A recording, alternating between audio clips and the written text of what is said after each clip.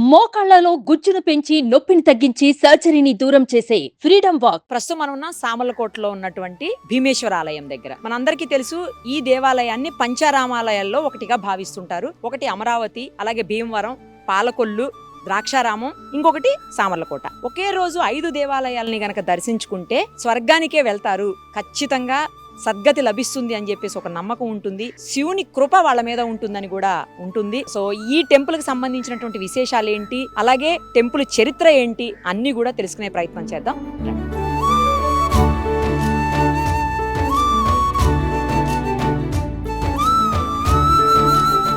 First లోపలికి వెళ్లే ముందు ఇక్కడ ఉన్నటువంటి కోనేరుని చూడండి. భీమగుండం అంటారండి, ఎందుకంటే భీమేశ్వరి స్వామిది కాబట్టి భీమగుండం అంటారు కావచ్చు. సో ఇక్కడ కోనేరులో స్నానం చేసుకొని స్వామివారి దర్శనానికి వెళ్ళొచ్చు. లేదు అంటే ఇంకో స్పెషల్ ఏంటంటే ఇక్కడ ఎవరికైనా పెళ్లిళ్ళు కాని వాళ్ళు కానీ, లేదు అంటే పిల్లలు పుట్టని వాళ్ళు కానీ, లేదంటే రకరకాల ఇష్యూస్తో బాధపడే వాళ్ళు కావచ్చు, వాళ్ళందరూ కూడా 108 బిందెలతోటి ఇక్కడి నుంచి నీళ్లు తీసుకుని వెళ్ళి పక్కనే ఉన్నటువంటి స్వామివారి ఏదైతే లింగం ఉందో, ఎందుకంటే లోపల ఉన్నటువంటి ప్రధాన లింగానికి ఇది పురావస్తు శాఖ ఆధ్వర్యంలో కూడా ఉంది కాబట్టి వాళ్ళు ఏంటంటే ఒక ఎండోమెంట్సే కాదు, అటు ఆర్కియాలజీ వాళ్ళు కూడా ఇందులో భాగస్వాములై ఉన్నారు కాబట్టి వాళ్ళ విగ్రహాలు పాడైపోకూడదన్న ఉద్దేశంతో అభిషేకాలకి ఓన్లీ వాటర్తో మాత్రమే చేయనిస్తారు.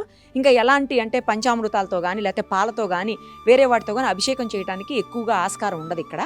అది కూడా ఎక్కువ వాటర్ తీసుకొని చేయడానికి కూడా ఉండదు. అందుకని ఏంటంటే ఈ భక్తులు ఎవరైతే కోరికలు కోరుకుంటారో వాళ్ళ కోసం లింగాన్ని పెట్టారో ఆ లింగానికే స్వామివారికి ఎవరైతే మొక్కుకుంటారో వాళ్ళందరూ కూడా 108 బిందెలతోటి అభిషేకం చేస్తూ ఉంటారు. మనకు కనిపిస్తుంది చూడండి. ఇక్కడైతే కనుక ఎంతసేపు అయినా అభిషేకం చేయొచ్చు, పాలతో కూడా చేయొచ్చు. ఇక్కడైతే కొంతమంది అదిగో పాలతో కూడా చేస్తూ ఉన్నారు, కొంతమంది జలాభిషేకం చేస్తూ ఉన్నారు. సో ఇక్కడ ఆ ఫెసిలిటీ ఉంది. చాలా టెంపుల్స్కి అలా ఉండదు నిజానికి, ఇక్కడ మాత్రం అలా ఉంది. నెక్స్ట్ ఇంకొకటి ఏంటంటే స్పెషల్, పక్కకే ఇప్పుడు మనం అయితే ఎక్కడి నుంచి ఉన్నామో దానికి కరెక్ట్గా ఎగ్జాక్ట్ చాలా పక్కకే అనమాట శ్మశానం ఉంది. మనం చాలా రేర్గా వింటాము, చూస్తాము ఇలాంటిది కూడాను. స్వయంభూలింగాలు ఉన్నటువంటి చాలా ప్లేసెస్లో ఉంటాయట, బట్ నేనైతే చూడలేదు, ఇది ఫస్ట్ టైం చూస్తున్నాను. పక్కకే శ్మశానం ఉంటుంది. మనకు తెలిసి ఉజ్జయిని మాతకు అలాగే చేస్తుంటారు. ఉజ్జయిని దేవాలయానికి కూడా స్పెషల్ ఉంది. ఏంటంటే పక్కనే ఉన్నటువంటి శ్మశానాల్లోంచి ఆ భస్మాన్ని తీసుకొచ్చి, చితాభస్మాన్ని స్వామివారికి అభిషేకం చేస్తూ ఉంటారు. సో ఇక్కడ అలా లేదు కానీ బట్ పక్కకే శ్మశానం అయితే ఉంది. లోపలికి వెళ్ళి స్వామివారి విశేషాలు మరిన్ని తెలుసుకునే ప్రయత్నం చేద్దాం.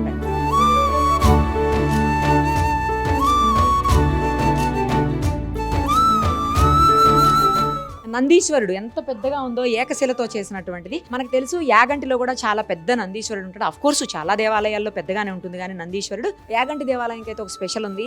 అక్కడ గనక నంది రంకె వేస్తే ఇంకా కలియుగం అంతమైపోతుందని చెప్పేసి హిందూ సమాజం అంతా కూడా నమ్మేటువంటి పరిస్థితి ఉంటుంది. సో ఇక్కడ కూడా చాలా పెద్ద నందినే ఉంది. ఇక్కడ చూడండి ఓంకారనాదం గంట అంటే ఒక్కసారి మాత్రమే కొట్టవలను. ఒక్కసారి గనక కొడితేనే ఆ ఓంకారనాదం అనేది క్లియర్ గా వినిపిస్తుంది అన్న ఉద్దేశంతో పెట్టారు.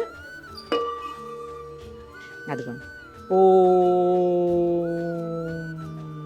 వినిపిస్తోంది, చాలా బాగా అనిపిస్తుంది. ఇంకొకటి అందరూ బలంగా నమ్ముతారు భక్తులంతా కూడా, ఇప్పుడు వాళ్ళు కూడా అదే చేస్తున్నారు చూడండి. ఎప్పుడు స్వామి యోగముద్రలో ఉంటారు కాబట్టి, స్వామి ఎప్పుడు తపస్సులో ఉంటారు కాబట్టి శివయ్య, ఆయనకి డైరెక్ట్గా ఏది చెప్పలేము. అందుకని చెప్పేసి నందీశ్వరుడి చెవిలో చెప్తే ఆయన తీసుకొని వెళ్ళి ఖచ్చితంగా శివయ్యకి చెప్పి మన కోరికలు, మనకేమి ప్రాబ్లమ్స్ ఉన్నా కూడా అన్నిటినీ సాల్వ్ చేస్తారు అని చెప్పేసి, కోరికలు తీరుస్తారు అని చెప్పేసి ఒక నమ్మకం ఉంది. అందుకనే స్వామివారి చెవిలో అంటే నందీశ్వరుని చెవిలో చెప్తుంటారు స్వామికి చెప్పమని చెప్పేసి. ఇప్పుడు అదే చేస్తున్నారు భక్తులు కూడా. చూడొచ్చు, లోపలికి వెళ్ళి విగ్రహం చూద్దాం రండి. స్వామివారి అసలు స్వయంభూలింగం ఎలా ఉందో కూడా ఒకసారి చూసాం.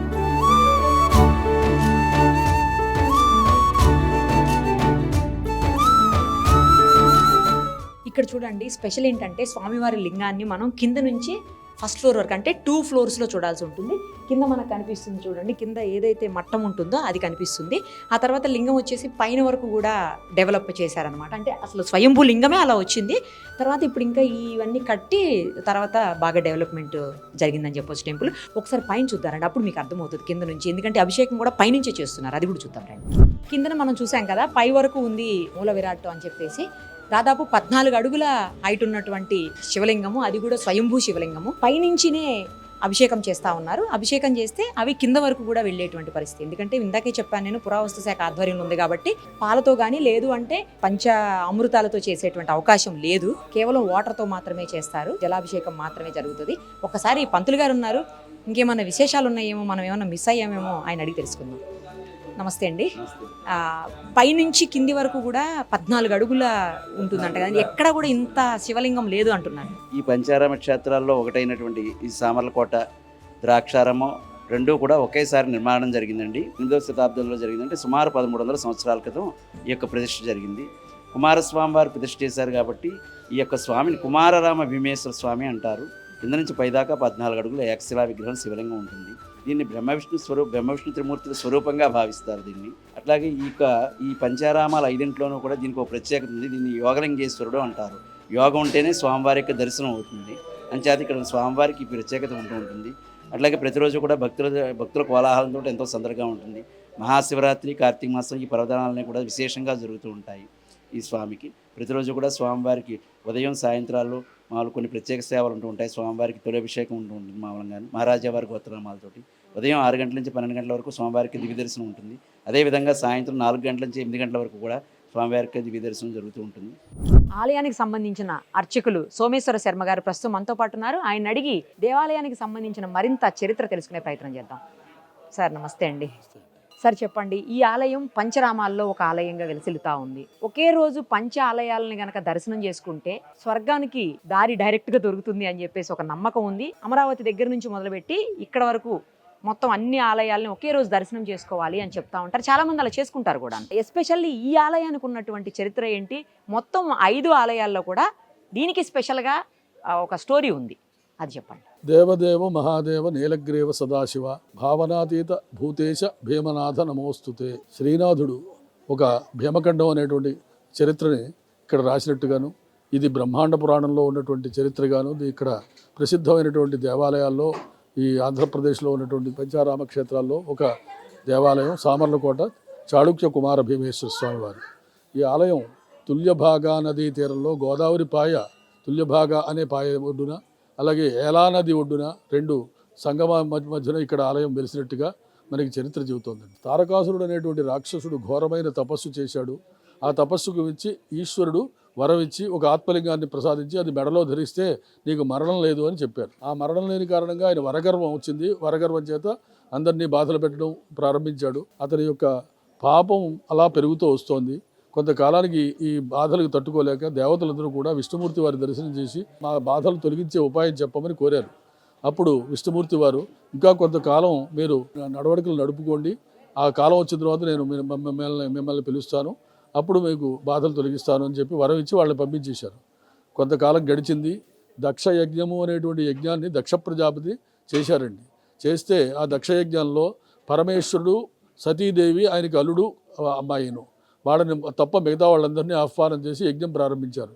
సతీదేవి తన తండ్రి పిలవకపోయినా వెళ్ళాలని కోరిక కలిగి ఈశ్వరుని అడిగితే, నువ్వు వెళ్ళకు, పిలవని పేరటానికి వెళ్ళకూడదు, మనకు ఆహ్వానం లేదు, అక్కడ ఏమైనా జరిగితే మళ్ళీ ఇబ్బంది పడతావు అని వారించిన ఆవిడ, తండ్రి నా అన్నదమ్ములు అందరూ నన్ను ఆదరిస్తారు అనేటువంటి అభిప్రాయంతో ఈశ్వరుని మళ్ళీ అడిగితే, నీ ఇష్టం ఆ పైన నేను చెప్పవలసింది చెప్పాను అని చెప్తే సతీదేవి వెళ్ళింది.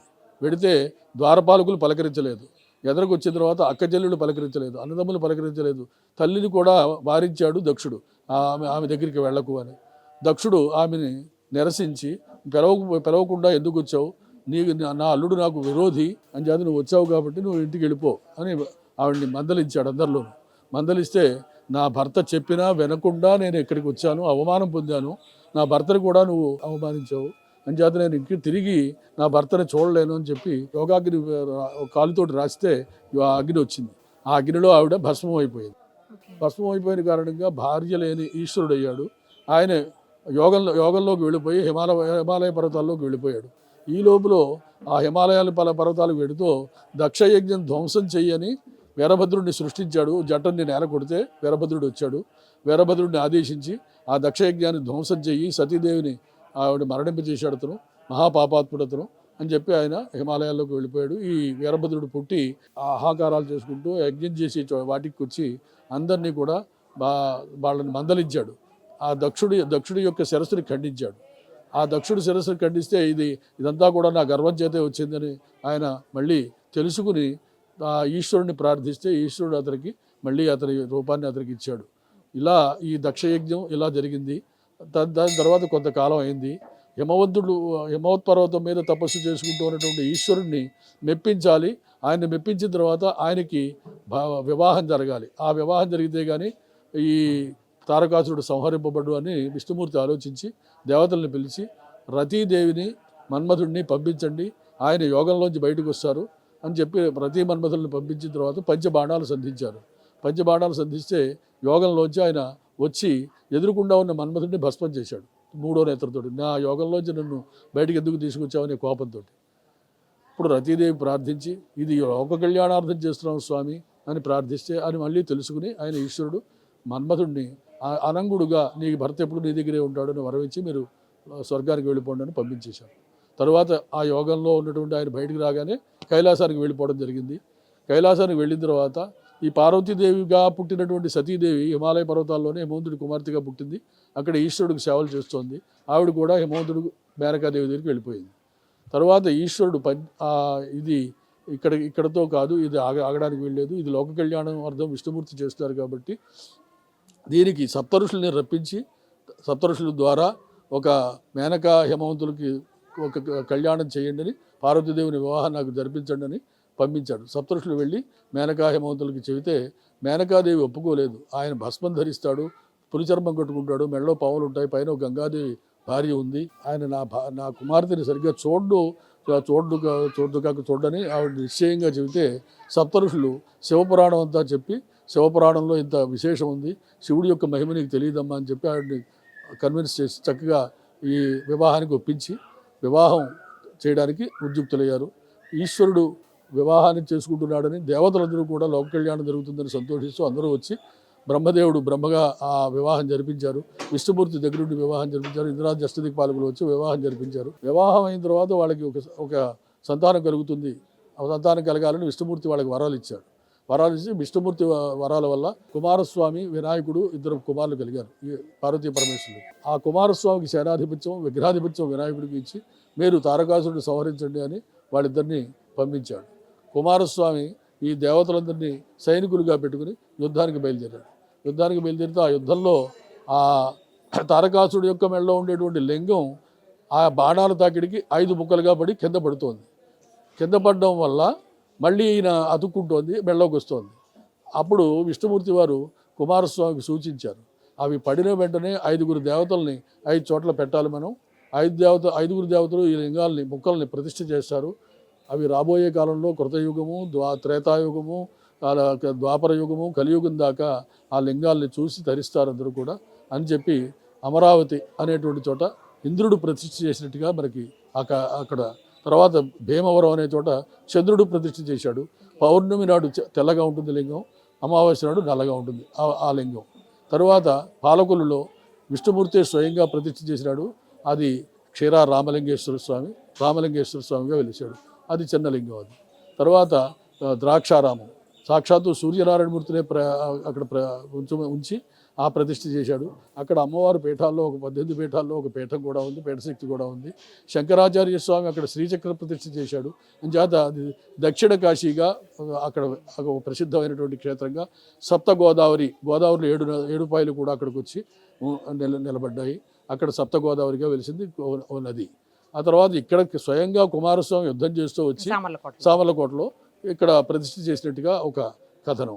ఆ కుమారస్వామి ప్రతిష్ఠ చేసిన కారణంగా ఇక్కడ వివాహం కాని వారు ఎవరైనా మగవారు కానీ ఆడపిల్లలు కానీ వచ్చి 40 రోజులు ప్రదక్షిణాలు చేసి కుమారస్వామిని సేవించి అలాగే ఈశ్వరుడికి అభిషేకం చేసుకుని ఈ 40 రోజులు దీక్ష చేస్తే ఆ యోగలింగంలో ఉన్నటువంటి ఆయన తప్పకుండా అనుగ్రహించి వాళ్ళకి వివాహాలు చేస్తూ ఉండడం ఇక్కడ సంప్రదాయం. కానీ 40 రోజుల పాటు వేరే రాష్ట్రాల నుంచో లేకపోతే వేరే ప్రాంతాల నుంచి వచ్చి ఉండటం సాధ్యం కాదు కదా గురువు గారు, ఇంకేం లేదా? ఇక్కడ ఒక విశేషం ఏంటంటే ఒక విశిష్టమైనటువంటి నదీ తీరం కాబట్టి వాళ్ళ మనసులో భక్తిభావంతో ఎన్ని రోజులు చేసినా ఫలితం వస్తుందని కూడా చెప్పారు.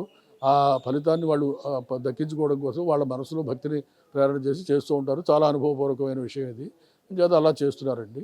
ఆ తర్వాత దీన్ని ఈ పంచారామ క్షేత్రాల్లో ముఖ్యమైన 4 భోగలింగాలు, 1 యోగలింగం. ఇక్కడ యోగలింగం అండి. ఇక్కడ యోగీశ్వరుడు, ఆయనకి ఏం అక్కర్లేదండి, వచ్చిన భక్తుల్ని అనుగ్రహించడమే. అలా యోగంలో కూర్చుని నీ కోరిక ఏమిటి నువ్వు తీర్చుకో అని వాళ్ళకి అనుగ్రహిస్తూ ఉండడం. అలాగే యోగమాత బాలా త్రిపుర సుందరి అమ్మవారు. ఈ అమ్మవారి స్వామివారి అనుగ్రహం వల్ల ఈ తుల్యభాగా నదీ తీరంలో వెలిసినటువంటి ఇక్కడ క్షేత్రపాలకుడు, ఇక్కడే సమీపంలో ఉన్నటువంటి విష్ణుమూర్తి వారు, రాజనారాయణ స్వామి గారు, అలాగే మాండవ్య నారాయణ స్వామి గారు, ఓ పర్లాంగు దూరంలో ఓ మహాక్షేత్రం అదొకటి ఉంది. ఆ క్షేత్రము ఈ క్షేత్రము ఈ నదీ సంగమంలో ఉన్నాయి.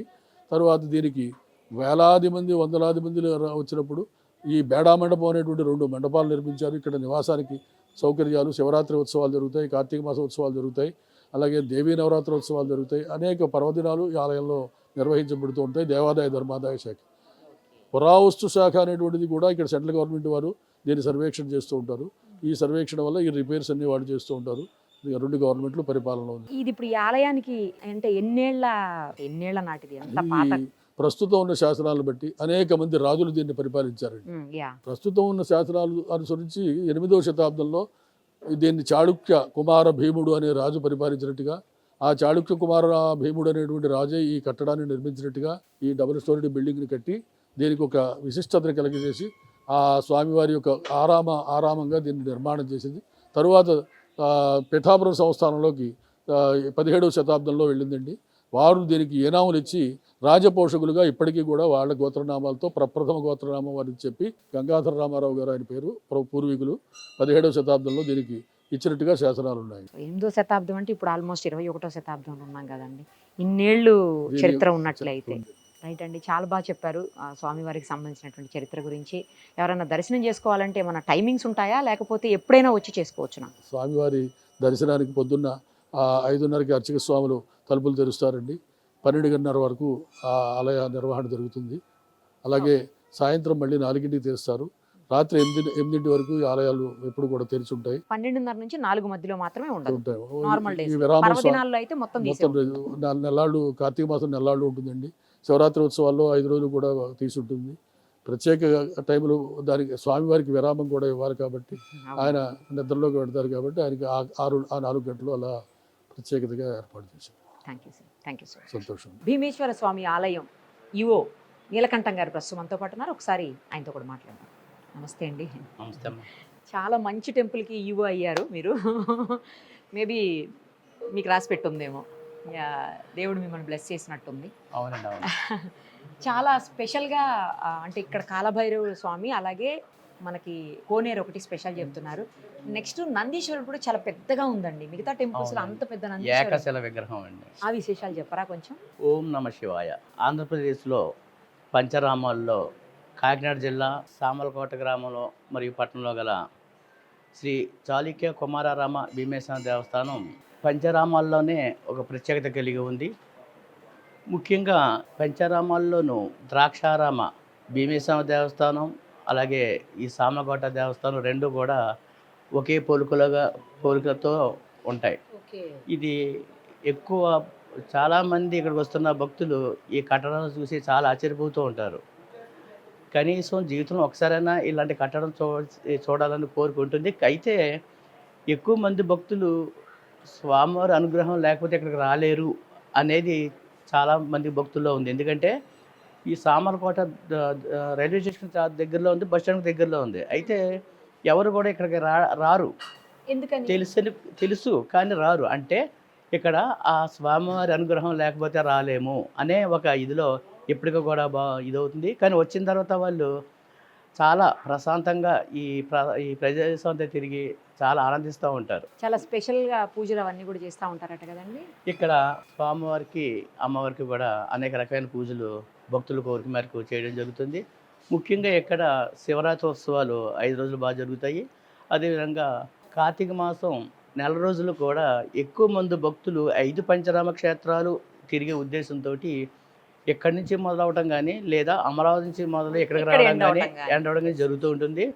అందు గురించి ఇక్కడ చాలా సందర్భాల్లో రాత్రి భక్తుల యొక్క కోరిక నెరవేర్చడం కోసం రాత్రి 2:30, 3:30 వరకు కూడా తలుపులో స్వామివారి దర్శనం ఏర్పాటు చేయడం జరుగుతుంది. అయితే 5 దేవాలయాలని ఒకే రోజు సాధ్యం అవుతుంది కదండి? సాధ్యమవుతుందండి, సాధ్యమవుతుంది గ్యారెంటీగా. గతంలో కన్నా ఇప్పుడు రోడ్ల విస్తరణలు బాగా జరిగినాయి. అందుకోసం ఫస్ట్ ఎక్కడైనా 5 గంటలకు తీస్తారు కాబట్టి ఇక్కడైనా తీస్తారు, అమరావతిలో కూడా ఓపెన్ చేస్తారు కాబట్టి 5 కల్లా అక్కడ ఉండగలిగితే అక్కడ నుంచి దర్శనం చేసుకుని రావడం అన్ని ఈజీ నైట్ లాస్ట్ ఇక్కడ చేసుకోవచ్చు లేదా ఫస్ట్ ఇక్కడ చేసుకుని లాస్ట్ అక్కడికి వెళ్ళొచ్చు. అంటే ఇక్కడ వాళ్ళందరూ కూడా ఇక్కడ నుంచి వెళ్ళి అదేలేండి. వచ్చేస్తూ ఉంటారు. అంటే నేను అనేది వేరే రాష్ట్రాల నుంచి వచ్చిన వాళ్ళు ఇప్పుడు వేరే ఒక్క రాష్ట్రం నుంచి వచ్చే వాళ్ళకి తెలంగాణ నుంచి అయితే వచ్చే వాళ్ళు కూడా ఉంటారు కదా. వాళ్ళు అయితే మీకు అమరావతి నుంచే మొదలు అవ్వాలండి. అదే అమరావతి నుంచి మొదలైతేనే వాళ్ళకి ఈజీ. ఆఖరిది ఇక్కడ అవుతుందండి. థ్యాంక్ యూ అండి. Okay. Thank you so much. Thank you. Suman టీవీలో మీ పర్సనల్ అండ్ బిజినెస్ ప్రమోషన్స్ కోసం కింది నెంబర్కి కాంటాక్ట్ చేయండి.